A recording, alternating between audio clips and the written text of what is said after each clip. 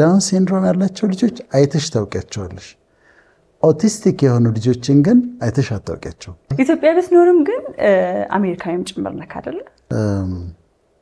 አንድ ጊዜ ትዝ ይልሻል 2 ዓሳና 5 እንጀራ የያዘ አንድ ትንሽ ልጅ ነበረ መጽሐፍ ቅዱስ ላይ። ያቺን ምሳውን ሊበላት ይችላል፣ ግን ለጌታ ሲሰጠው ጌታ ለ5000 ሰው አደረገው እና እኔ ያቺ ዓሳና እንጀራዋን ከምበላት ከዛ ለብዙ ሺህ ሰው ቢሆንልኝ እመርጣለሁ። ጂኦግራፊክ ሎኬሽንሽ ለመኖር የምትወስኝበት ቦታ በህይወትሽ ወሳኝ ነው።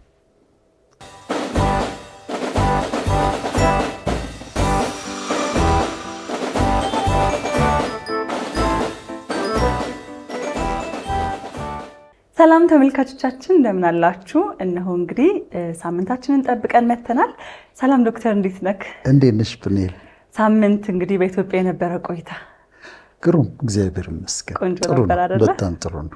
አይሳይ እንግዲህ ተመልካቾቻችን በዚህ ሳምንት ደግሞ ከዶክተር ጋር አብረን የምናደርገው ቆይታ ባለፈው ሳምንት የነበረን ቆይታ ምን እንደሚመስል እንዲሁም ደግሞ ዶክተር የነበረው ቆይታ ወደ አሜሪካ ምን እንደሚመስል አይተናልና በዚህ ሳምንት ቆይታችን ደግሞ ተመልካቾች ብዙ ጊዜ ስለኛ የሚጠይቋቸው ጥያቄዎች አሉ። ዶክተር እንግዲህ እንደምታውቀው በህይወት ዙሪያ በምንኖራቸው ኑሮዎች፣ በምታስተምራቸው ትምህርቶች እንዲሁም ደግሞ በስራዬ ዙሪያ የተለያዩ ጥያቄዎች ከተመልካቾች ይነሳሉና እነዛን ጥያቄዎች እየመለስን እያየን አብረን ቆይታ እናደርጋለን። ዶክተር በጣም ጥሩ ነው። ከሱ በፊት ባለፈው ሳምንት በቀረበው ፕሮግራም ላይ 2 ኮሬክሽኖች አሉን፣ እርማቶች አሉን። እሱን አስተካክዬ ልለፍ። እሺ፣ አንደኛው ስለ ኦቲዝም እናወራ ነበር።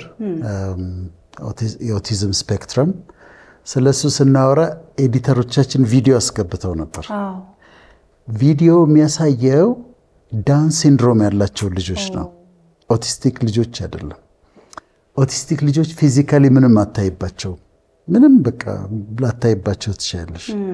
ዳውን ሲንድሮም ግን ትራይዞሚ 21 ነው የሚባለው፣ 21ኛው ክሮሞዞም ላይ ነው 3ኛ ስላለ እና እንትን ግልጽ የሆኑ ነገሮች አሉ።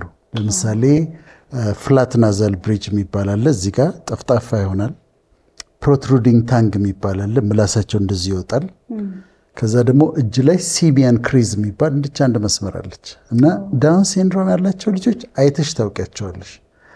ኦቲስቲክ የሆኑ ልጆችን ግን አይተሽ አታውቂያቸው፣ ማለት እንዲህ በመልክ አታውቂያቸውም። እና እዛ ጋር የገባቸው ቪዲዮ የዳውን ሲንድሮም ያላቸው ልጆች ናቸው እንደ አይተሽ የምታውቂያቸው።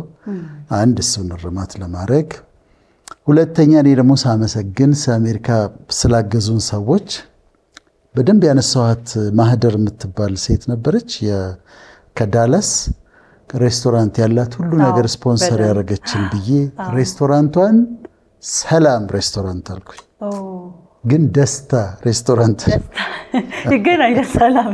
ሰላምና ደስታ። ኦኬ፣ ደስታ ነው። እኔም ከዛ ሲያርሙኝ ያው ሰላምና ደስታ እኮ አንድ ነው የቀለድኩት።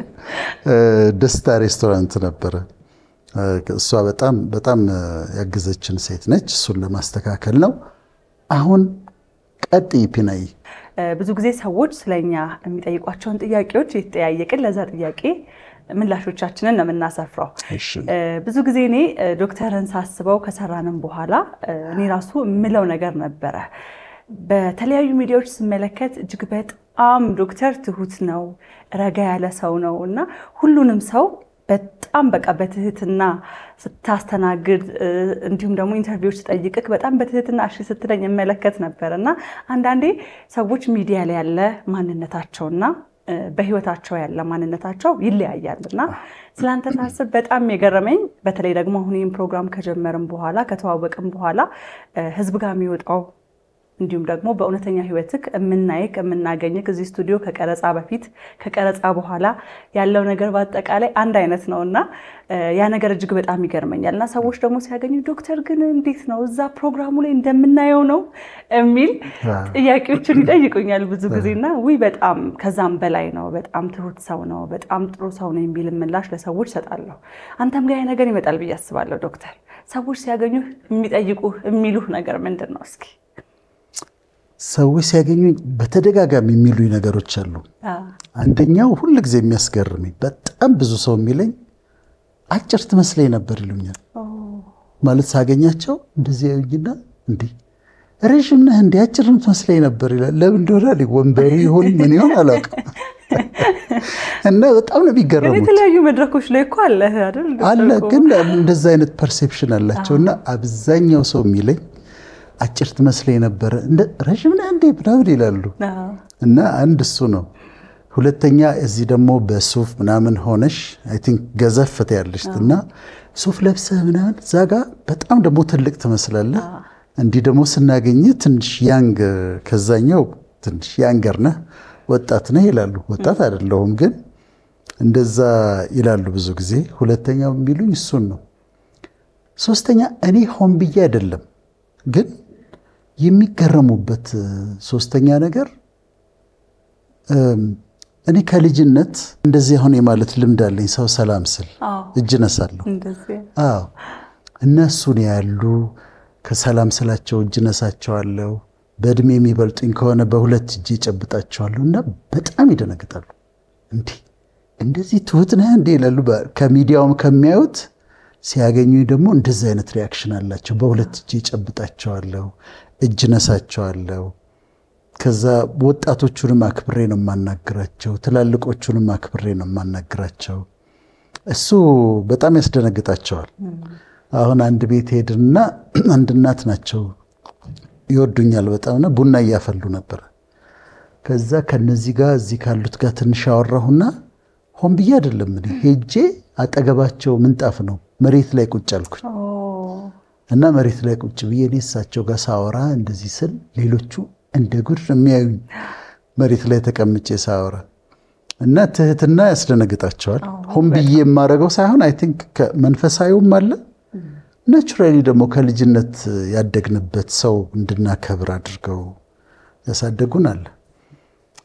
እሱ በጣም ሲገርማቸው ያለው። ከዛ ውጭ ደግሞ አብሬያቸው ደግሞ ስውል ሲቀልዱ ስስቅ እኔም ስቀልድ ስጫወት ምናምን ሲያዩ በጣም ሲሪየስ ነው የምትመስለው እኮ ነገረኛ ብቻ ቁም ነገር። አዎ ቁም ነገር ብቻ እዚህ ጋር ቁጭ ብለን እኛ በማስተማር መንፈስ ስለሆነ የምንሆነው እዚህ ጋር በኦቶሪቲ ነው በቃ ለማስተማር ሰው እስኪገባው ድረስ ለማስረዳት ነው። እና እሱን ሲያዩ ደግሞ ትቀልዳለህ እንዴት ትስቃለህ ትጫወታለህ ይላሉ። ኦፍ ኮርስ በጣም እነዚህ ነገሮች ብዙ ጊዜ ይገጥሙኛል። አዎ በጣም ይሄ በስክሪን ላይ የሚታይ ሰው በአካል ሲገኝ ብዙ ነገር ያጋጥማል። እኔም እዛ ላይ በጣም ትልቅ ሰው ትመስያለሽ ወይ ደግሞ ወይ በአካል ቆንጆ ነሽ እንደውም እዛ ላይ ከሚታየው ምናምን አስተያየት ሰዎች ከስክሪን ውጪ ሲያገኙኝ ይሰጡኛል ብዙ ጊዜ አስተያየትና ያጋጥማል እንደዚህ አይነት ነገር።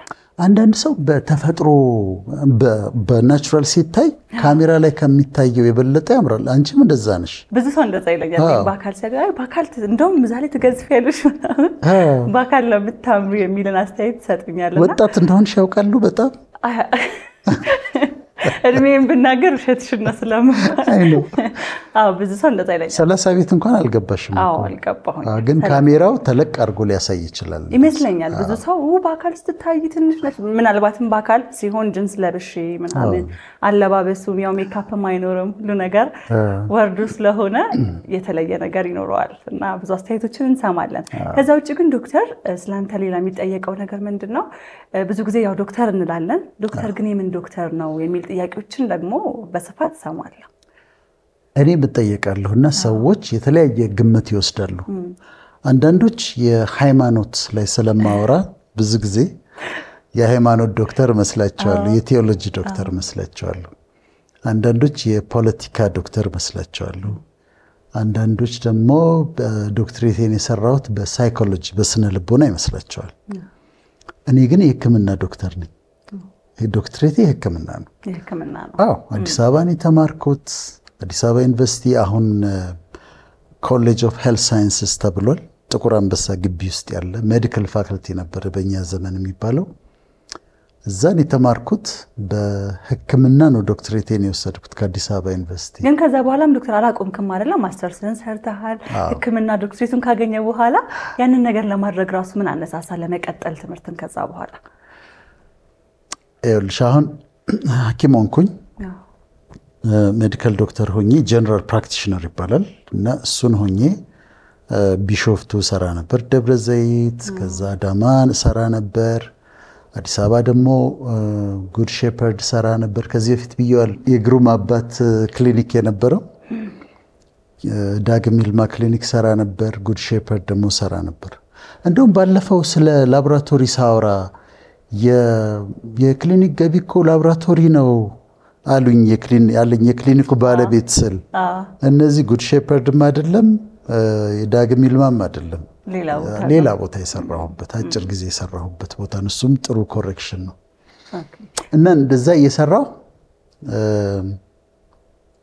ጉድ ሼፐርድ በተለይ ስሰራ ከውጭ የመጡ ሐኪሞች ናቸው ስለሚባል የዛ ጊዜ እኔ እኮ ገና ከተመረኩ 1 ዓመቴ ነው። እዛ እየሰራሁ ገና 1 ዓመቴ ነው። ከዚህ ሲመጡ ፔሸንቶች ብዙ ቦታ ዞረው ነው የሚመጡት። ማለት የኔ አስተማሪዎች ያክሟቸዋል፣ ፕሮፌሰሮች ያክሟቸዋል። ከዚህ ሲመጡ ሳይ የት ሄደሽ ነበር ስል እዛ ታክም ያለው እዛ ታክም ያለው እዛ ታክም ያለው እዛ ታክም መፍትሄ አላገኘሁም ይሉኛል። ከዛ እኔ ወደ ምን መግባት ጀመርኩ? ወደ ካውንስሊንግ መግባት ጀመርኩ። ወደ ህይወታቸው መግባት ጀመርኩ። ከዛ አንዳንዱ ችግር ጤና ሆኖ የጤና ችግር ሆኖ የመጣው ነገር እንደዚህ ኮንቨርሽንስ የሚባሉ አሉ። ሂስቴሪካል ኮንቨርሽን ሜንታል ችግር ሆኖ ስትረስ ሆኖ ወደ አካላዊ በሽታ መስሎ ይመጣል። ሃይፖኮንድሪያስ የሚባላል እነዚህ ኒውሮቲክ ዲስኦርደርስ የሚባሉ ብዙ ሰው እሱ እንዳለው አወቅኩኝ። ብዙ ሰው አክቹዋሊ የጉበት በሽታ የኩላሊት በሽታ እንዲህ ሳይሆን ሳይኮሎጂካል ችግር እንዳላቸው መረዳት ጀመርኩ። ከዛ ያ ሲገባኝ ብዙ ሳይኮሎጂውን ማንበብ ጀመርኩ። ሳይኮሎጂውን በጣም ሳነብ ለምን ገብቼ አልማረውም ደግሞ የሚል ሐሳብ መጣብኝ። ምክንያቱም ድሮም ፊክሽን አነባለሁ፣ ፊክሽን ወድ ነበር። የፊክሽን ካራክተሮች ብዙ ጊዜ አሁን የሲድኒ ሼልደን መጽሐፎች ነበሩ አዲስ አበባ ውስጥ ብዙዎቹ ይሄ ሳይኮሎጂካል ካራክተሮች ይፈጥራል። ለምሳሌ ደብል ፐርሰናሊቲ፣ መልቲፕል ፐርሰናሊቲ ምናምን ያላቸውን ካራክተሮች ይሰራልና እሱም ኢንትረስትድ እንደሆነ ሲያደርገኝ ስለነበር ሳይኮሎጂ ልማር አልኩ። ቀጥታ 6 ኪሎ ሄድኩኝ። 6 ኪሎ ሄድኩ፣ ተወዳደርኩ ከተማሪዎች ጋር ጥሩ ውጤት አመጣው፣ ገባው፣ ሳይኮሎጂን ሰራሁት በማስተርስ ዲግሪ። ስለዚህ ሳይኮሎጂን ስሰራ ማስተርስ ዲግሪ ስሰራ እንዲሁ ዲግሪ ደግሞ በሳይኮሎጂ ደግሞ ይኑረኝ ከዶክትሬቱ በላይ ብዬ ሳይሆን አስፈላጊ እንደሆነ አመኘበት ነው። ትክክል እንደሆነ አመኘበት ነው። ከዛ በመንፈሳዊው ደግሞ መጽሐፍ ቅዱስ አስተምራለሁ ነበር።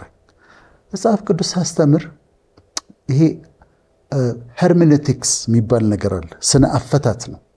እንዴት በትክክል ቃሉ እንደምትተረጉም የሚያስተምርሽ ነው። ሆሚሌቲክስ ደግሞ የሚባል ነገር አለ። ሆሚሌቲክስ ማለት ደግሞ ፕሪቺንግ ሜተድ ነው። እንዴት እንደምትሰብክ የሚያስተምርሽ ነው።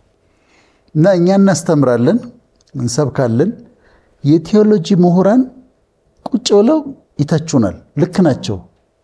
ይሄ እንደዚህ አይደለም፣ ይሄ እንደዚህ አይደለም፣ እዚህ ጋር እንዲህ ብሏል ምናምን ሲተቹ እንናደዳለን እኛ። ምክንያቱም ለምን ይተቹናል ብለን፣ ግን ልክ ነበሩ። በኋላ አሰብኩትና ለምን አልማረውም ቴዎሎጂ አልኩኝ። ዋይ ኖት? ከዛ ኢትዮጵያን ግራጁዌት ስኩል ኦፍ ቴዎሎጂ የሚባል አለ ኤግስት፣ እዛ ሄድኩ። እሱን ቴዎሎጂ መማር ጀመርኩ። በጣም ወደድኩት። ከዛ የማስተርስ ፕሮግራም ውስጥ ነበር። ውጭ መውጣት ስለነበረብኝ የሆነ ፖስት ግራጁዌት ዲፕሎማ የሚባለውን ሰጡኝና ውጭ ጨረስኩት። ስለዚህ ቴዎሎጂም ስማር ፐርፐዝ ነበረው፣ ዓላማ ነበረው። በዓላማ ነው ማስተርስን የሰራሁት። ስለዚህ በሳይኮሎጂ ማስተር ሰራው፣ በቴዎሎጂ ማስተር ሰራው። በሕክምናው ግን አሁን እየሰራህበት ነው እንዴ ዶክተር? ከዛ ሶስተኛው ልጨርስልሽ። ሶስተኛው አለኩ። በሕክምና ደግሞ በሜዲካል ዶክተር ስትሆኚ በአንድ ነገር ስፔሻላይዝ ማድረግ አለብሽ። በሆነ ነገር ወይ የአይን ወይ የቆዳ ወይ የማህፀን ወይ የህፃናት እንጂ እንትን አይደለም። ስለዚህ እሱን አንድ ስቴፕ መሄድ ስለነበረብኝ እዛው አዲስ አበባ ዩኒቨርሲቲ ኢንስቲትዩት ኦፍ ፓቶባዮሎጂ የሚባል አለ። እዛ ገባሁና በትሮፒካል ኤንድ ኢንፌክሽየስ ዲዚዝ የሚባል ፕሮግራም ወይም እንትን ትሮፒካል ሜዲሲን ልትይው ትችያለሽ፣ በሱ ማስተር ኦፍ ሳይንስ ሰራው። ከዛ ፐብሊክ ሄልዝ ስፔሻሊስት ሆኜ ላይሰንስ ሆንኩ። አሁን በሶስቱም ላይሰንስድ ነኝ። አሁን በኢትዮጵያ መንግስት አሁን ደሞ አሳድሱ ተብሎ ሰሞኑን ሰማ ነበርና የፐብሊክ ሄልዝ ስፔሻሊስት ላይሰንስ አለኝ። አሜሪካ ውስጥ አሁን ፕሮሰስ የተደረገ በካውንስሊንግ ሳይኮሎጂ ላይሰንስ ደሞ አለኝ ከዲግሪዎች ተጨማሪ። በቲዮሎጂ ደግሞ አሁንም አሜሪካ ውስጥ ኦርዲኔሽን የሚባል ነገር አለ። በሱ ኦርዴንድ ሆኜ ደግሞ ኦርዴንድ ነኝ ብላስተምር ብፈልግ መጽሐፍ ቅዱስን ከዲግሪው በተጨማሪ ኦርዲኔሽንም አለ። እንደዛ ነው። ግን ሁሉም ዓላማ ነበራቸው። 3 ተጨማሪ ማስተርስ ዲግሪዎች አሉኝ ብሎ ለዝነጣ ሳይሆን ዓላማ የተደረጉ ናቸው እያንዳንዳቸው። ብዙ ጊዜ እንደውም ዶክተር ቅድም እንደነገርኩክ እንደጠየቅኩክ ዶክተር የሕክምና ዶክተር መሆንህን የሚያውቁ ሰዎች አሁን ላይ ይሰራል ወይ? ለምንድን ነው የማይሰራው? የተማረው እንዴት ነው ህዝቡን ያገለግልበትም የሚሉ ሐሳቦችንም አንድ ላይ ሲያነሱ እመለከታለሁና እየሰራክ ነው እንዴ ዶክተር? እሱ በሱኛው አሁን በሕክምና ክሊኒክ ውስጥ አልሰራም፣ ሆስፒታል ውስጥም አልሰራም። መስራት ፈልግ በጣም ቀላል ነው ማለት ሆስፒታል ያላቸው ጓደኞች አሉኝ። የኔ ባች የሆኑ 3 ዶክተሮች አይ ቲንክ 3 ወይም 4 ታዋቂ ሆስፒታል ከፍተዋል። ታዋቂ ሆስፒታሎች ከፍተዋል እና ነገ ጠዋት እኔ ጋውኔን ለብሼ ስቴቶስኮፔን ይዤ ገብቼ ማከም እችላለሁ። እኔ ግን ትኩረት ማድረግ የፈለኩት ሌሎች ነገሮች ላይ ነው። ሌሎች አሁን በእኔ ንባብ በእነዚህ ሁሉ ደግሞ ትምህርቶች መሰባሰብ ክሊኒክ ውስጥ ቁጭ ብዬ በቀን 20 ሰው ከማከም ይልቅ ባስተምር፣ ሌክቸር ባደርግ፣ ትሬኒንግ ብሰጥ፣ ለህዝብ በሆን ጥሩ ነው ብዬ አስባለሁ። አንድ ጊዜ ትዝ ይልሻል 2 ዓሳና 5 እንጀራ የያዘ አንድ ትንሽ ልጅ ነበረ መጽሐፍ ቅዱስ ላይ እና ይዟል። እሱ 2 ዓሳና 5 እንጀራውን ይዟል። ያቺን ምሳውን ሊበላት ይችላል። የራሱ ዓሳ ነች፣ የራሱ እንጀራ ነች፣ ሊበላት ይችላል እና የሱን ምሳና እራቱ አድርጎ መብላት ይችላል። ግን ለጌታ ሲሰጠው ጌታ ለ5000 ሰው አደረገው እና እኔ ያቺ ዓሳና እንጀራዋን ከመበላት ከዛ ለብዙ ሺህ ሰው ቢሆንልኝ እመርጣለሁ ማለት ነው። እውነት ነው። እንግዲህ ዶክተር ይሄንን ካልን በአሁኑ ሰዓት ታዲያ ምን እየሰራክ ነው? ምን ላይ ነው ያለው በቋሚነት? እንደው ዶክተር ስራው ምንድነው ቢባል ምን ማለት ነው የምንችለው? እሺ እኔ አሁን በቋሚነት ባለፈው ለምሳሌ ትራቨል ያደረኩበት 10 ፕሮግራሞች 9 ስቴቶች እንደተደረገው ሌክቸር ማድረግ ማስተማር ሌክቸር መስጠት አንዱ ስራዬ ነው። በተለያዩ ቦታዎች ላይ መስሪያ ቤቶች የተለያዩ ኦርጋናይዜሽኖች ሲጋብዙኝ ትሬኒንግ መስጠት፣ ወርክሾፕ መስጠት፣ ሴሚናር መስጠት ስራዬ ነው። ከዛ ኢንዲቪጁዋል ካውንስሊንግ መስጠት ባለፈው እንዳስተዋወቅ ነው አንቺ እንዳስተዋወቅሽው አሁን ለዲያስፖራዎች በርካታ ሰው ከዛ በኋላ እሱ ቪዲዮ ላይ ራሱ ሲጠይቁ ነበር። በጣም ሲደውል ነበር። የት ነው የሚገኘው እንዴት ነው የምናገኘው እያሉ ሲጠይቁ ነበርና አሁንም ይሄው በዚህ ቪዲዮአችንም እንግዲህ ከታች ዶክተርን የምታገኙበትን አድራሻ እናስቀምጥላችኋለን ተመልካቾች። በጣም ጥሩ ነው። ስለዚህ ካውንስሊንግ ሰራለሁ። ካውንስሊንግ እና ሳይኮቴራፒ ደግሞ ሰጣለሁ። ለሰዎች ሳይኮቴራፒ ሰጣለሁ። ወጣቶች ሲያስቸግሩ ይመጣሉ እኔ ጋር ይስተካከላሉ። ምክር ማስተካከያ አዎ በጣም ማስተካከያ አለ እና ቤዚካሊ ሌክቸር ማድረግ፣ ትሬኒንግ መስጠት፣ ሴሚናሮች፣ ኮንፈረንሶች ላይ ማስተማር፣ ዋን ቱ ዋን ካውንስሊንግ መስጠት፣ የቤተሰብ ደግሞ ፋሚሊ ካውንስሊንግ መስጠት፣ እነዚህ ናቸው አሁን እየሰራኋቸው ያሉት። እንዳልኩሽ ነው አሁን እኔ ፐብሊክ ሄልዝ ስፔሻሊስት ስለሆንኩኝ በኢትዮጵያ ላይሰንሴ የህብረተሰብ ጤና ስፔሻሊስት ስትሆኚ ክሊኒክ ውስጥ አይደለም የምትሰሪው፣ ሆስፒታል ውስጥ አይደለም የምትሰሪው። ኢትስ አባውት ዘ ፐብሊክ ጉዳዮችን ነው እና የህዝቡ ማህበረሰብ ውስጥ ያለ ሰፊውን ነገሮች ነው የምታየውና እንደዛ ነው እያረኩኝ ያለሁት። አሁን ደግሞ ወደ አንቺ ልመጣ ነው። እኔ ስለ አንቺ ደግሞ ሰዎች ማወቅ ይፈልጋሉ። ዳንኤል ተስፋዬ የት ነው የተወለደችው? የት ነው ያደገችው? ምንድን ነው የተማረችው? እስቲ ሁሌ ለሚመለከቱሽ ለሚወዱሽ ደግሞ ተመልካቾች ነገራቸው። እሺ ያው የተወሰነ ቦታ ላይ ብያለሁ ዶክተር። የተወለድኩትም ያደግኩትም ሻሸመኔ ነው። ሻሸመኔ በጣም ደስ የሚል ከተማ ነው። በፍቅር ነው ያደግነው። በጣም ደስ የሚል ማህበረሰብ ያለበት እጅግ በጣም የምወደው አሁንም ድረስ አስታውሰው እጅግ በጣም የሚናፍቀኝ ቦታ ነው ሻሸመኔና ሻሸመኔ ተወልጄ ያደግኩኝ ለመጀመሪያ ጊዜ ነው። ከሻሸመኔ አዲስ አበባ ዩኒቨርሲቲ ስመደብ ወደዚህ ወደ አዲስ አበባ የመጣሁት። ሃይ ስኩልም እዛ ነው የጨረስሽው? ሁሉንም እዛ ነው የጨረስኩት። ከመጀመሪያ ጀምሮ ምን ይባላል ሃይ ስኩል? ከተወለድኩ ሉሲ የሚባል ትምህርት ቤት ተምሬያለሁ። የግል ትምህርት ቤት ነው። በእርግጥ ብዙ ቦታ ተምሬያለሁኝ እኔ። የመንግስት ትምህርት ቤትም ተምሬያለሁኝ። አብዮት ፍሬ የሚባል ትምህርት ቤት አለ፣ ጮራ የሚባል ትምህርት ቤት አለ። በዚህ አጋጣሚ ብዙ ትምህርት ቤቶችን ተምሬያለሁኝና ከ1 እስከ 8 ካቶሊክ ሚሽን ትምህርት ቤት ነው የተማርኩት። ኦኬ። ከዛ በኋላ ያሉትን ጊዜያቶች ግን የተወሰኑ ትምህርት ቤቶች እየቀያየርኩኝ ሻሸመኔ ተማርኩኝ። ለመጀመሪያ ጊዜ ዩኒቨርሲቲ ስመደብ አዲስ አበባ መጣሁ ማለት ነው። አዲስ አበባ መጥቼ ያው ቲያትር ነው የተማርኩት። ቲያትር አርት 6 ኪሎ ዩኒቨርሲቲ የተማርኩት። እሱን ተምሬ ጨርሼ የመጀመሪያ የስራ ልምዴ የመጀመሪያ የገባሁት TV9 የሚባል ቲቪ ታስታውሳለህ? ተጀምሮ ነበር ሰለሞን የሚሰሩበት። እዛ የተወሰነ ጊዜ እንደው ምንድነው እንደ መሞከር ያህል 1 ወር 2 ወር ሰርቻለሁኝ። ከዛ በኋላ ያው የተወሰነ ጊዜ አረፍት አድርጌ ስራ ፈልጌ ቀጥታ ወደ አባይ ቲቪ ተቀላቀልኩኝ ማለት ነው። ስለዚህ TV9 ከዛ በኋላ አረፍት አድርገሽ ቀጥታ አባይ ቲቪ ነው የገባሽው? አባይ ቲቪ ነው የመጣሁት። በቃ በቲቪው ዓለም እንግዲህ ረጅም ጊዜ ሰራሁበት፣ ብዙ ልምድ ያገኘሁበት ቤት ማለት ያው አባይ ነው። አሁን አባይ ላይ ያው እንደምታውቀው በርካታ ፕሮግራሞች አሉኝ። መዝናኛ፣ የተለያዩ ኢቨንቶችን የዞረ የሚጎበኝ ፕሮግራም አለኝ። እንዲሁም ደግሞ ቁም ነገር አዘል የሆነው አስተማሪ የሆነ ፕሮግራም ደግሞ ይሄ ካንተ ጋር እየሰራ ለተመልካቾቻችን የምናደርሰው ፕሮግራም አለና ይሄንን ይመስላል እንግዲህ ባጭሩ። እንደዚህ ነው የመጣነው እዚህ ደረስና። አባይ ቲቪ ላይ ወርቃማ ሀሳቦች ላይ ከኔ ጋር ትሰሪያለሽ። ዜናዎች እንደምትሰሪ ሄደሽ አሁን መጽሐፍ ሲመረቅ የተለያዩ ኢቨንቶች ብዙ ጊዜ አንቺን ነው የማየው ሄደሽ ስትሰሪ አይደል? ኢቨንቶች እኔ ነኝ የምሰራው። የተለያዩ ኢቨንቶች ሲኖሩ የተለያዩ ድርጅቶቻቸውን የሚያስጎበኙን ከሆነ እንግዲህ አባይ ቲቪ ነው ክዬ የሚገኘው እኔ ነኝ። ያው ጉራማይሌም የጌም ሾው አለ እንግዲህ እየሰራ ነው። ጉራማይሌ ደግሞ ብዙ ወጣቶች የሚመጡበት አይደል? ወጣቶች ሶሻል ሚዲያ በተለይ ደግሞ ቲክቶከሮች ጉራማይሌ ላይ በደንብ ነው የሚመጡት እና የተለያየ ይዘት ነው ያላቸው። ጉራማይሌ የራሱ የሆነ ይዘት አለው፣ ይሄ የራሱ የሆነ እንዲሁም ደግሞ ወፍ በረር የራሱ የሆነ ይዘት ያላቸው የተለያዩ ፕሮግራሞች ናቸው። እነሱ ላይ እየሰራው ነው። ዶክተር ባንተ ግፊትም ደግሞ እንግዲህ ቀጣይ ማስተርሴን ጆርናሊዝም ማጥናት በጣም ፈልጋለሁ እና እሱ ነው ትልቁ አሁን ደግሞ በቀጣይ ያሰብኩት ነገር። ማስተርሽን ጆርናሊዝም ትሰሪያለሽ አይደለም? እሰራለሁ። ስለዚህ ግራጁዌት ስታደርጊ እዚህ ሴሌብሬት በደንብ አንድ ላይ በጣም ደስ ይላል።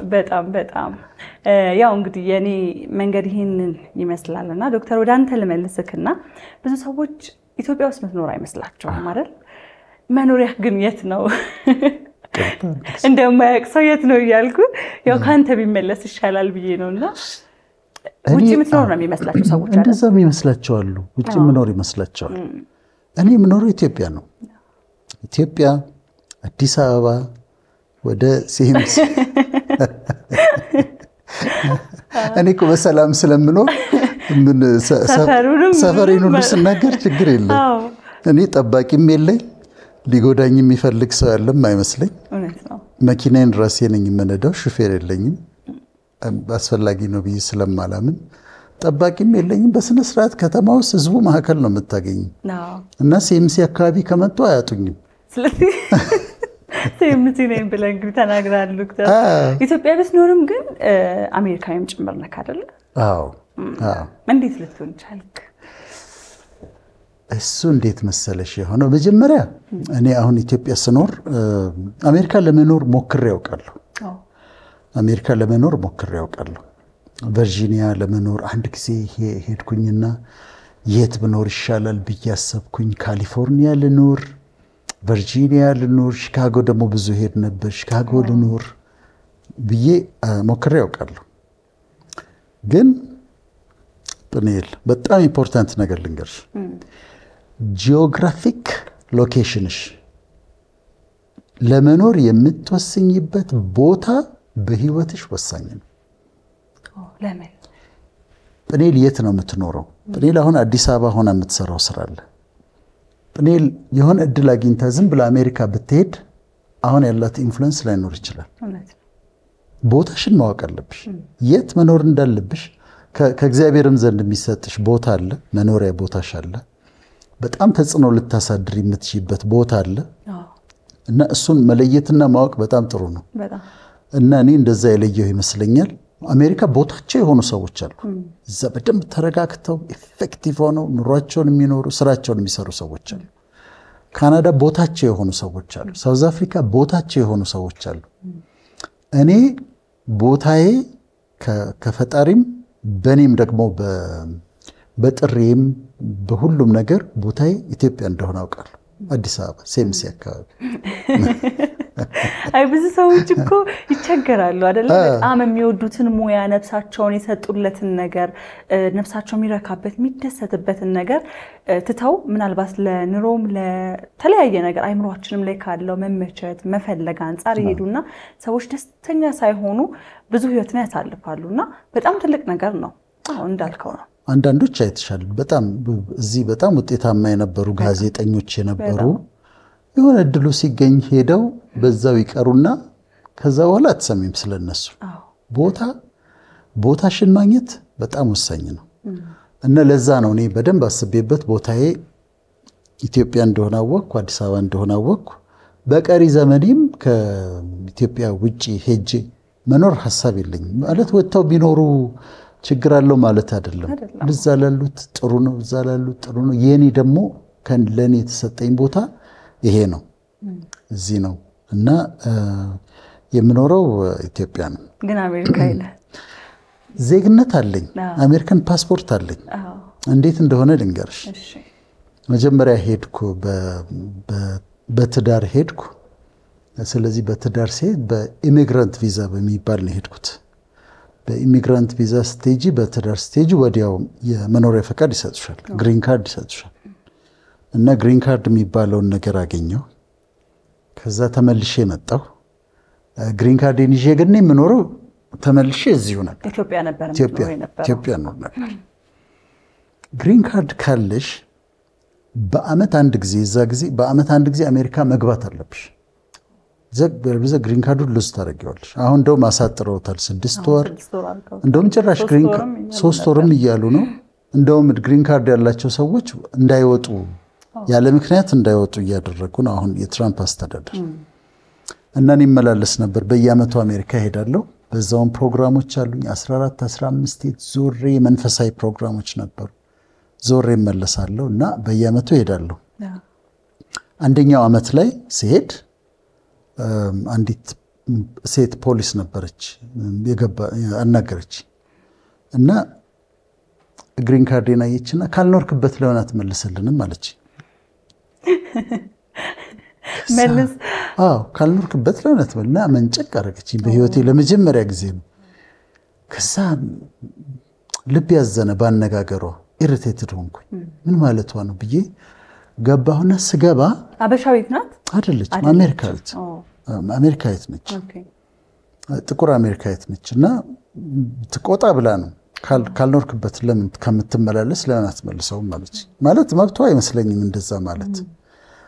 ከዛ ገባሁና ከግሪን ካርዱን ካገኘሁት 5 ዓመት አልፎ ነበር።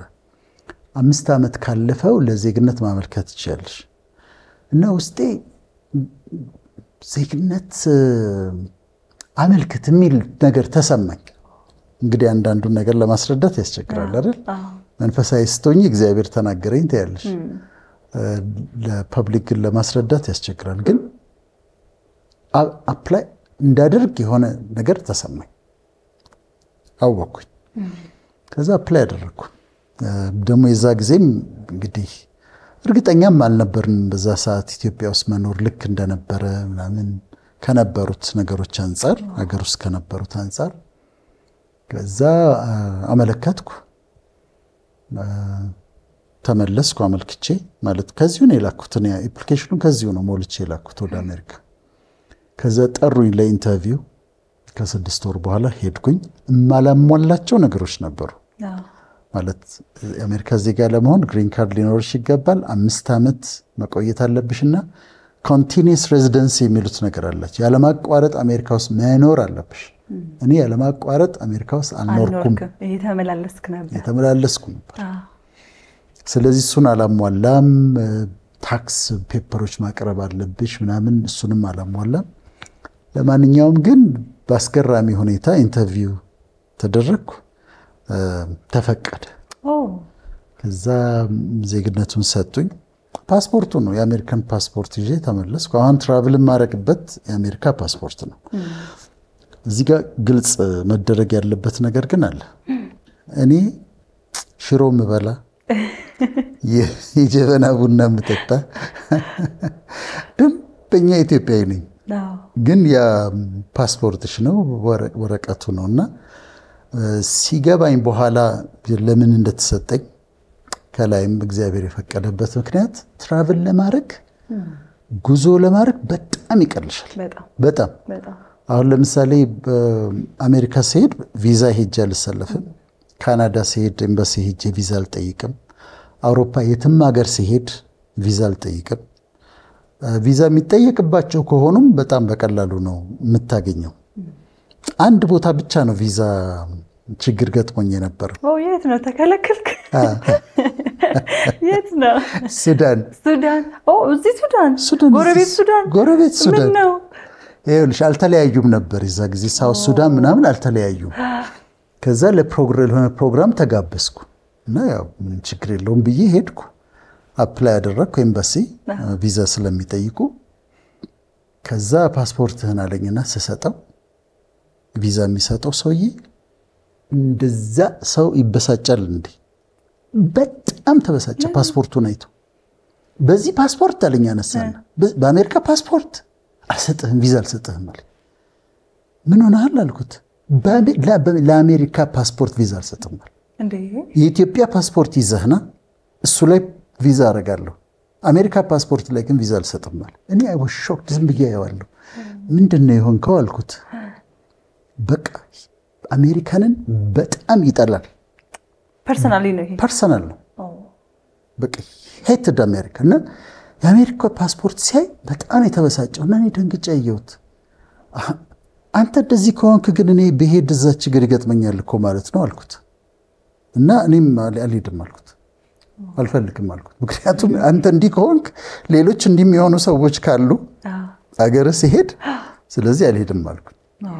ከዛ ለካ ደግሞ አንዳንድ ቦታዎች ያንን ፓስፖርት መያዝሽ ችግር የሚፈጥርባቸው ቦታዎች አሉ። ለምሳሌ የተለያዩ ቦታ ዱባይ ሄጃለሁ፣ ዩናይትድ አረብ ኤሚሬትስ፣ እሱ በክብር ነው የሚያስተናግዱሽ፣ እንደውም ለየት ባለ ክብር። ምክንያቱም አሜሪካኖች ፕሮቴክት የምታረጋት ዱባይን አሜሪካኖች ፕሮቴክት ስለሚያደርጓቸው በስነ ስርዓት ነው አክብረው የሚያስተናግዱሽ። እስራኤልም እንደዛው አክብረው ነው የሚያስተናግዱሽ።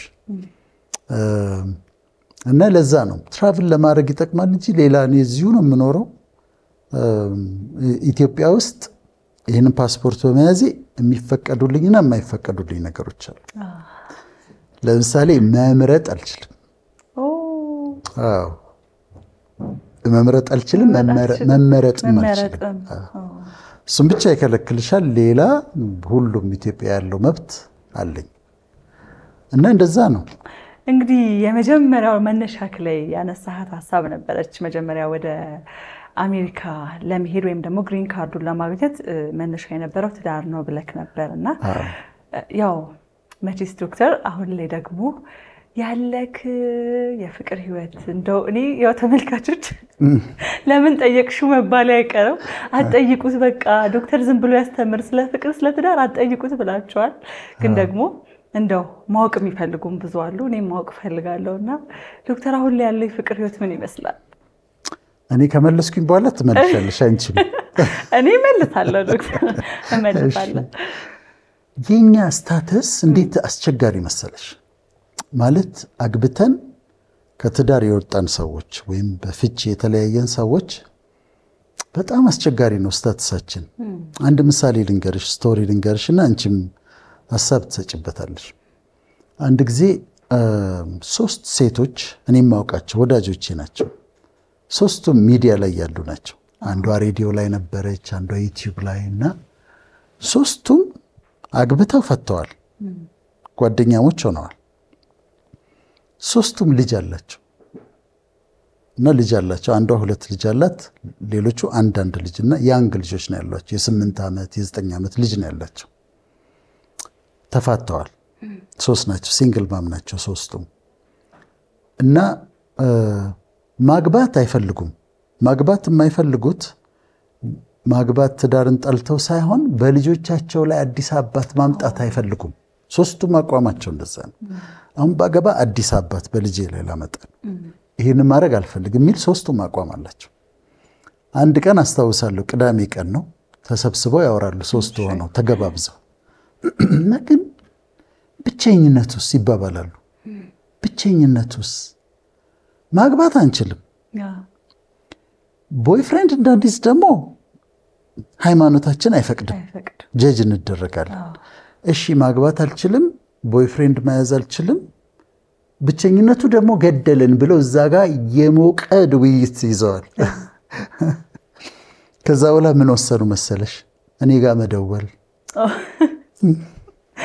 ገላግለን ነው ዳኘን፣ መጨረሻ ላይ እንድትዳኘን እንፈልጋለን ነው። አዎ ከዛ ደወሉ። እሺ ነገረችኝ አንዷ፣ እኔ እኮ እጄን መያዝ ፈልጋለሁ፣ ጓደኛ ፈልጋለሁ፣ ቁጭ ብዬ የማወራው ፍቅረኛ ፈልጋለሁ። ከዛ ማግባት አልችልም፣ ሀግ መደረግ ፈልጋለሁ፣ መታቀፍ ፈልጋለሁ። እና ምንድን ነው የምናደርገው አሉ። ማግባት ካልቻለን፣ ቦይፍሬንድ መያዝ ካልቻለን ምንድን ነው የምናደርገው? ለእኛ ምንድን ነው ያላችሁ መፍትሄ አሉ። አሁን እዚህ ጋር ከባድ ነው፣ በጣም ከባድ። እኔ በህይወቴ ከተጠየቅኳቸው ጥያቄዎች ከባዱ ነው። አግቢ እንዳልላት ልጄን ፕሮቴክት ማድረግ ፈልጋለሁ ብላኛለች። አርፈሽ ተቀመጪ እንዳልላት ያንግ ናቸው፣ በአንቺ እድሜ ምናምን ነበሩ። እና አርፈሽ ተቀመጪ በቃ for the rest of your life አርፈሽ ተቀመጪ፣ ዝም ብለሽ ተቀመጪ ለማለት ከባድ ነው። ቦይፍሬንድ ያዙ ለማለት አይቻልም። ስለዚህ መልሱ ምንድን ነው? እኔ ለራሴ ራሱ ማወቅ ፈልጋለሁ። ይሄ እኔ ረጅም ጊዜ ያሰብኩበት የመጀመሪያ መልሴ የሚሆነው የሃይማኖት አባቶቻችሁ በየሃይማኖታችሁ የሃይማኖት አባቶቻችሁ የሚነግሯችሁን ስሙ ማለት ነው። ሴፍ ለመሆን የምለው ያንን ነው። ከዛ በኋላ ግን በደንብ አሰብኩበት። ምንድን ነው የሚሆኑት? አሁን እንደኔ ያሉ ሰዎች እንደነሱ ያሉ ሰዎች ምንድን ነው ማድረግ ያለባቸው? ማግባት አይችሉም፣ እዚህ ዛዛዛ ማለት አይችሉም፣ ቦይፍሬንድ እንደሌላው ሰው መያዝ አይችሉም፣ መንፈሳዊ ሃይማኖታቸው የማይፈቅድ ከሆነ። ከዛ እኔ የደረስኩበት አሁንም ይሄን እንዲከተሉ አይደለም ሰዎች፣ ግን እንደየሃይማኖታቸው ሃይማኖት በዚህ ውስጥ ያላለፉ ሰዎች ነው። አግብተው የፈቱ ልጅ ያላቸው ማግባት የማይፈልጉ ለነሱ ነው የምናገረው። እኔ ምን ወሰንኩኝ? በጣም ኢምፖርታንቱ ነገር ግንኙነት ውስጥ ቃል ኪዳኑ ነው ብዬ ነው የማምነው። the covenant ባንቺና ያንቺ ፍቅረኛ በሆነው ሰው መካከል ያለው ኪዳን በእግዚአብሔር ፊት የተገባ ኪዳን ነው። ትዳርንም ክቡር የሚያደርገው በሁለቱ ሰዎች መካከል ኪዳን ስለተገባ ነው። ስለዚህ እኔ የሰጠሁት መፍትሄ ስቴዲ የሆነ በደንብ አስበውበት ቋሚ የሆነ ለረጅም ጊዜ የሚቆይ ትክክለኛ የሆነ የፍቅር ጓደኛ ይኖርሽ። ቃል ኪዳን ሳትገቡ ግን ማለት የትዳር ባይሆንም ግድ በጓደኞች መካከል በፍቅረኞች መካከል የሚገባ ቃል ኪዳን በእግዚአብሔር ፊት እሱን ሳትገቡ ምንም ነገር አታድርጉ። ግን ለምሳሌ ምን አይነት መሰለሽ? ለምሳሌ ኦፕራ ዊንፍሪ አላገባችም። 30 ዓመት አንድ ጓደኛ አላት፣ ሌላው እንዳታውቅ ኪዳን አላቸው። ያው አግብታለች ማለት እኮ ነው። ያ ማለት ነው። አዎ አንድ ቤት አይኖሩም፣ ባልና ሚስት አይባሉም። 30 ዓመት ግን አንድ ወንድ ነው የምታውቀው።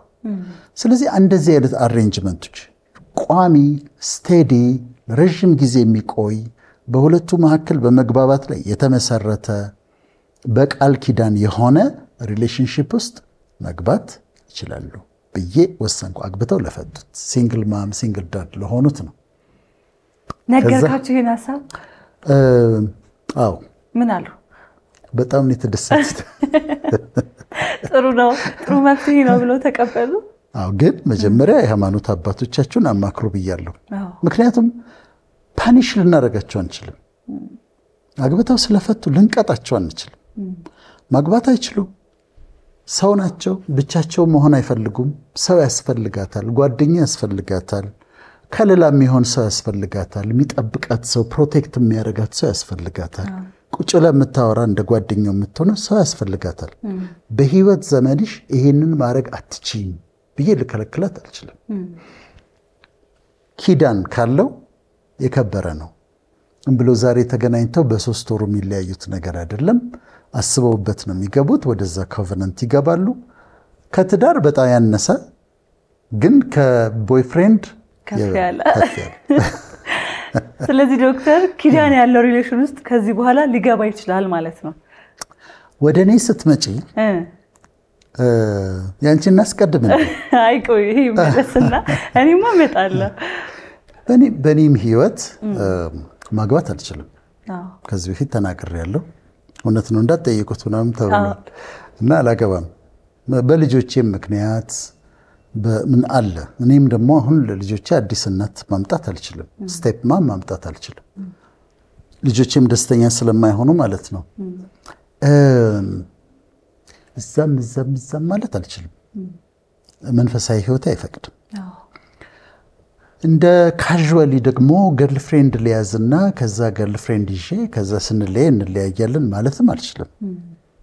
የኔ ስታተስ እምነቴም ማለት ከእግዚአብሔር ጋር ያለ ነገር አይፈቅድም።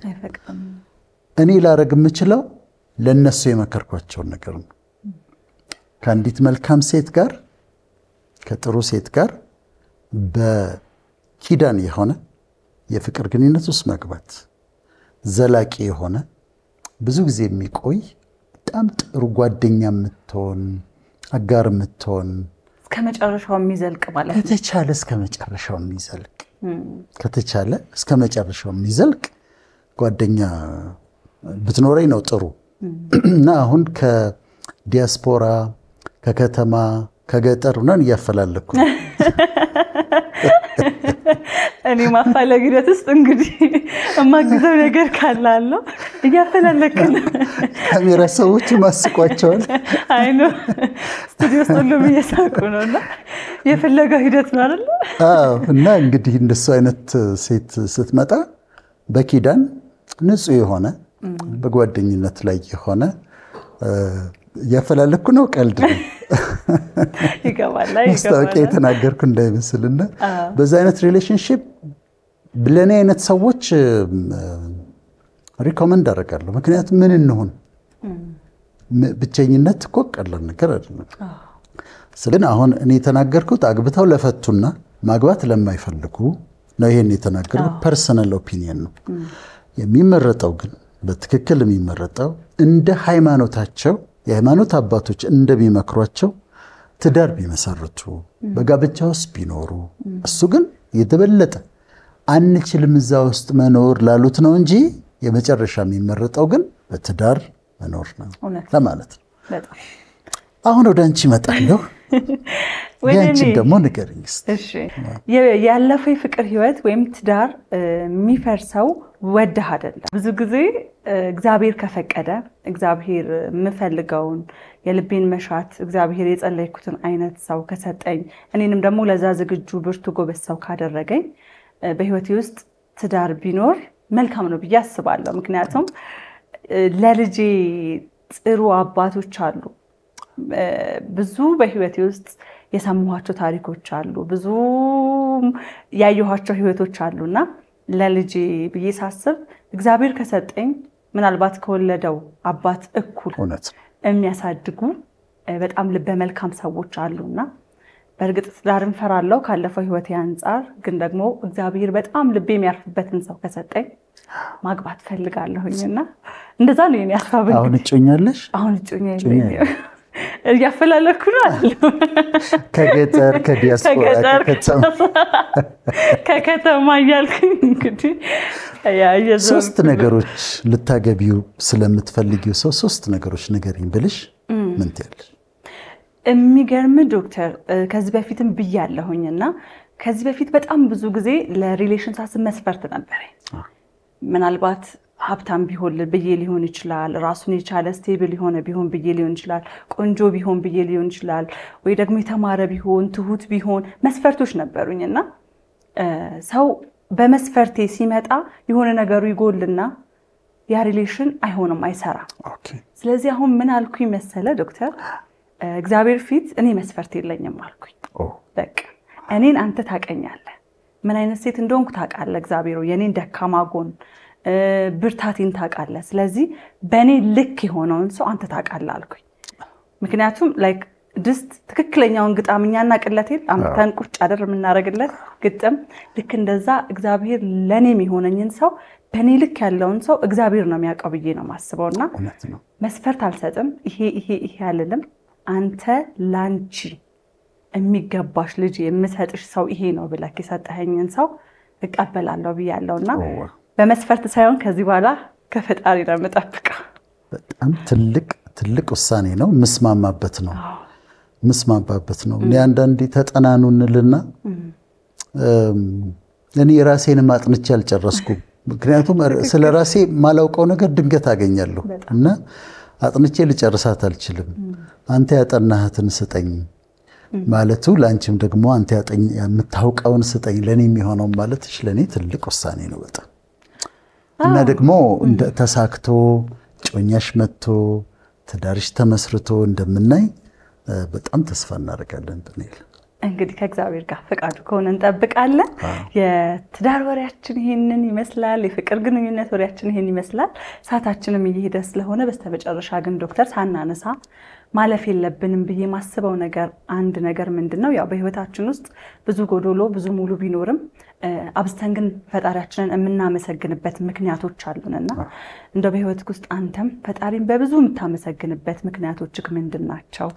እስኪ እነሱን ደግሞ እናንሳ። መጀመሪያ እግዚአብሔርን በእግዚአብሔርነቱ አመሰግነዋለሁ። ምንም ሳያረግ ፈጣሪን ብሎ በእሱነቱ አምልኮ የሚባለው እንደምሱ ነው። ወርሺፕ ማለት ፈጣሪን አምላክሽን በአምላክነቱ ብቻ ላንቺ ምንም ነገር ሳያረግልሽ የምታመሰግኘው የምታመልኪው ነው ወርሺፕ ማለት። ስለዚህ በእሱነቱ አመሰግነዋለሁ። ከዛ ስለኔ አመሰግነዋለሁ ማለት በጣም ጤነኛ ነኝ እኔ ብንል ምንም በሽታ የለብኝም። ተመስገን። የምጠነቀቃቸው ጥንቃቄዎች አሉ። ምንም ነገር እንዳይመጣ የምጠነቀቃቸው ጥንቃቄዎች አሉ። ከዛ ውጭ ግን ኮምፕሊትሊ ጤነኛ ነኝ። አንድም እንዲህ ነው የሚባል የበሽታ አይነት በእኔ ዘንድ የለም። ሙሉ ጤነኛ ነኝ። በቃ ለምልሞ ነው የሚያኖረኝ፣ ደስተኛ አድርጎ ነው የሚያኖረኝ። በጣም በራሴ መንገድ ስኬታማ ነኝ ብዬ ነው የማምነው እና ስለ ራሴ በጣም ደስተኛ ነኝ። በጣም ነው ማመሰግ ጸሎቴ 80-90% ጸሎቴ ምስጋና ነው። ሁሉም 80-90% ስለ ራሴ አመሰግነዋለሁ።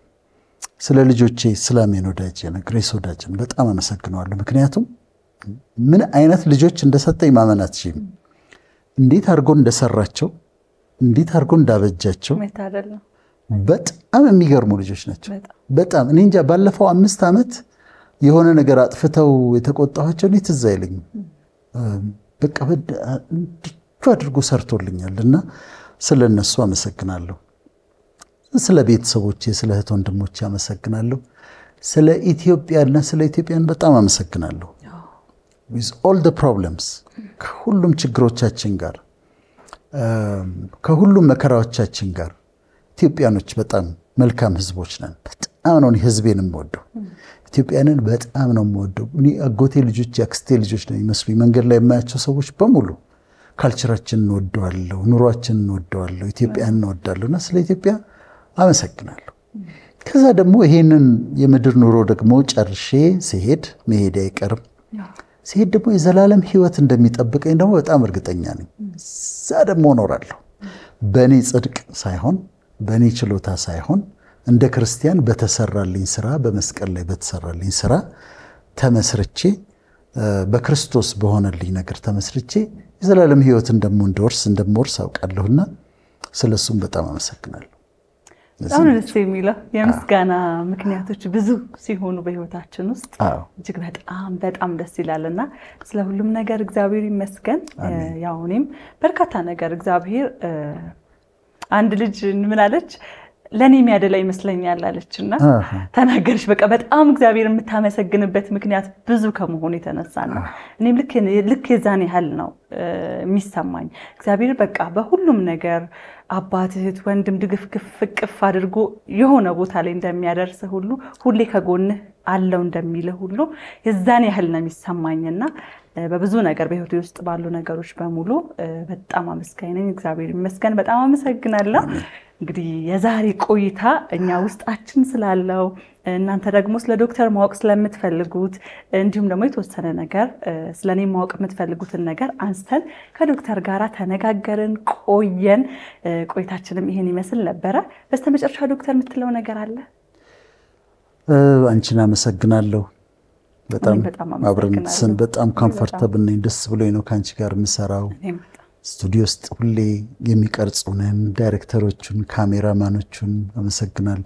አባይ ቴሌቪዥንን እናመሰግናለን።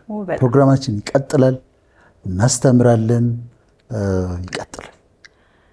እንግዲህ ዶክተር እንዳለነው በቀጣይ የተለያዩ ሀሳቦችን በተለያየ አይነት መንገድ ይዘን ወደ እናንተ መድረሳችንን እንቀጥላለን። ዛሬ ስለኛ የተወሰነ ነገርን ከእናንተ ከተመልካቾቻችን ጋር አወጋን። ከመዝጋታችን በፊት እንደተለመደው ሁሉ የሚቀረን አንድ ነገር ነው። የዕለቱ አንኳር መልእክት ከዶክተር ጋራ ምን እንደሆነ አብረን በጋራ ሰምተን እንመለሳለን። አብራችሁ ቆዩ።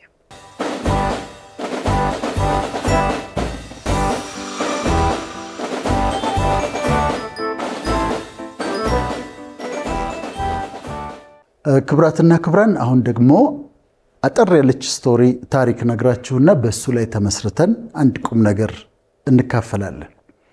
በአሜሪካ ዩናይትድ ስቴትስ ሁለት በጣም ታዋቂ ሰባኪዎች ነበሩ።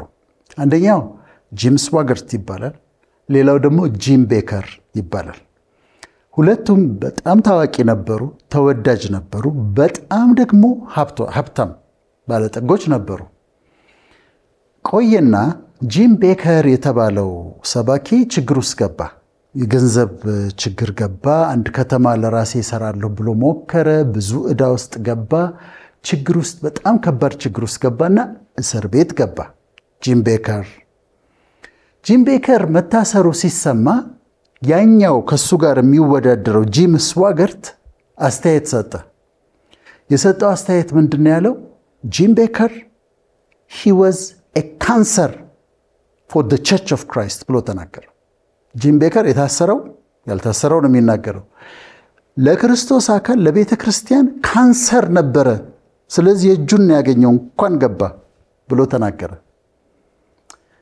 በወራት ልዩነት ያኛው እስር ቤት ገብቷል ጂም ቤከር። በወራት ልዩነት ጋዜጠኞች ይሄኛውን ደግሞ ይከታተሉት ስለነበር ጂም ስዋገርትን ይከታተሉት ስለነበር ከሴተኛ አዳሪ ጋር እጅ ከፍንጅ ያዙት። ሙሉ ሚዲያ የሚናገረው ስለሱ ነበረ። ጂም ስዋገርት በጂም ቤከር ላይ ምንድነው ያደረገው? ፈረደ፣ ጀጅ አደረገ። የዛሬ መልእክት ለኔም ለእናንተም አትፍረዱ የሚል ነው። ዱ ኖት ጀጅ፣ ኔቨር ጀጅ። ጀጅ አታድርጉ። በማንም ሰው ላይ አትፍረዱ።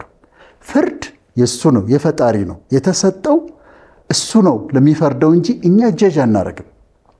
ስለዚህ የተለያዩ እናንተ ስራችሁ በጣም መልካም ሆኖላችሁ የሌላ ሰው ስራው ተበላሽቶ ስትመለከቱ ጀጅ አታድርጉ፣ አትፍረዱ። እንዲህ ስለሆነ ነው እኮ የተባለበት የሆነበት ብላችሁ አትፍረዱ። በጣም ጥሩ ትዳር ሊኖራችሁ ይችላል። ያማረ ቤተሰብ ሊሆን ይችላል። ትዳራቸው በፈረሰባቸው ሰዎች ላይ አትፍረዱ። ሲንግል ማም በሆኑት ላይ አትፍረዱ። ሲንግል ዳድ በሆኑት ላይ አትፍረዱ። እኛ ላይ አትፍረዱ። ስለዚህ በምንም ነገር ፍርድ የፈጣሪ እንደሆነ እወቁና ምንም ነገር ሲፈጠር የፍርድ ቃል ከአንደበታችሁ አይወጣ። ከፈረዳችሁ ግን ምንድነው የሚሆነው? በፈረዳችሁበት ነገር እናንተ ትያዛላችሁ። አንድ ሰሞን እኔ በጣም መንፈሳዊነት ተሰማኝ፣ በጣም ቅዱስ መሆን ተሰማኝ። በጣም ቅዱስ ሰው የሆንኩ መሰለኝና የሚሰነካከሉ በኃጢአት የሚገኙ ሰዎች ላይ እፈርዳለሁ እንዴት እንዲያረጋሉ ይሄ እንዴት ከዴ እንዲያረጋል እንዴት እንደዚህ ቆየሁና ግን በተለያዩ ድካሞች ላይ ሳልፍና ይሄ ደካማ እንደሆንኩኝ ሳውቅ ጀጅ ማድረግ ተውኩኝ። ዱ ኖት ጀጅ ኔቨር ጀጅ አትፍረዱ። መቼም ቢሆን በማንም ላይ የፍርድ ቃል አታውጡ። አመሰግናለሁ።